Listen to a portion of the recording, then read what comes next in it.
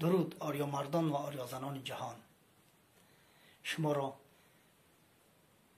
بررسیدن سال نو، عید بزرگ، برابرشوی شب و روز یکم فروردین، نوروز عالم افروز تبریک میکنم و بگذار که همیشه خرسند و در کارهایتان برکت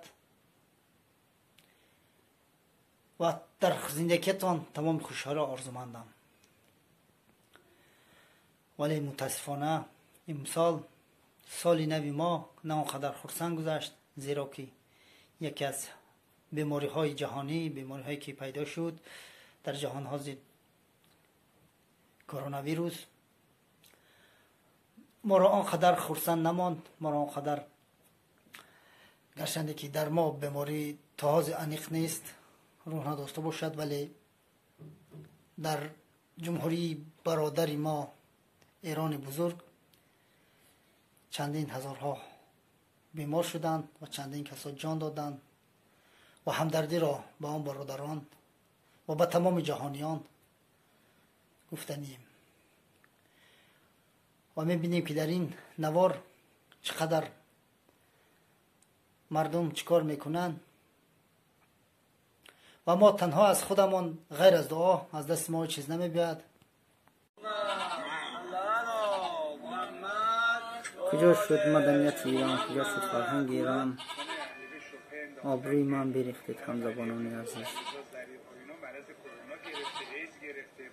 خدایا